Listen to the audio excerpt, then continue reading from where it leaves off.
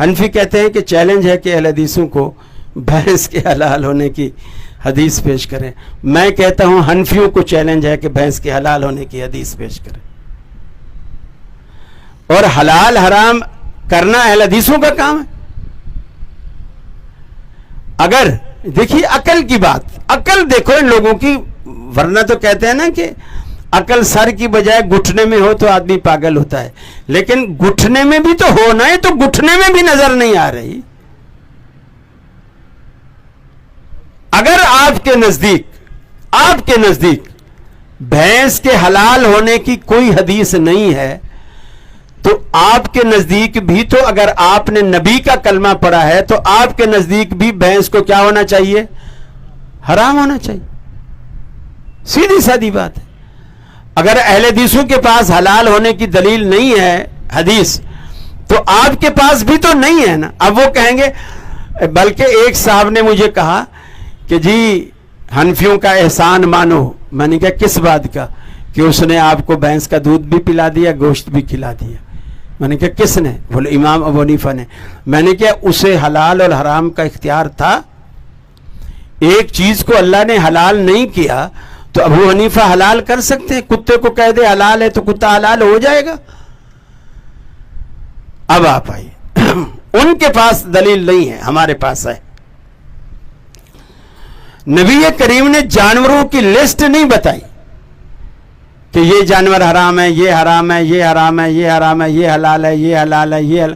اگر ایسی لسٹ بناتی تو میرا خیال ہے پورا قرآن مجید جنگلات کے جانوروں سے ہی بھر جاتا. آپ نے یہ لسٹ نہیں بتائی، آپ نے فارمولے بتائے.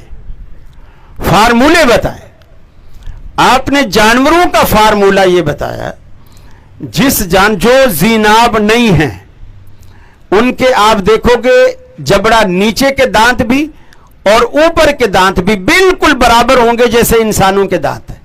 بھینس کے، گائے کے، اب آپ بولو گے گدھے کے بھی برابر ہیں، گدھے کے برابر ہیں. لیکن اللہ کے رسول نے گدھے کا نام لے کر اسے حرام کیا. اگر اس فارمولے سے ہٹ کر کوئی چیز آ رہی تھی، یعنی وہ جانور حرام ہے لیکن حلال فارمولے میں آ رہا تھا، تو آپ نے نام لے کر اسے حرام کر دیا. اور جس کا یہ فارمولہ بتا دیا کہ جس جانور کے یہ جو شاخ والے یہ سائیڈوں میں 4 دانت بیچ کے چھوڑ کے پھر ایک ادھر کا ایک ادھر کا، وہ نوکیلا دانت بڑا ہوتا ہے، دونوں اوپر کے بھی نیچے کے بھی، جسے آپ کیا کچلیاں کہتے ہیں یا شاخیں کیا کہتے ہیں؟ ہاں کچلی کہتے ہیں.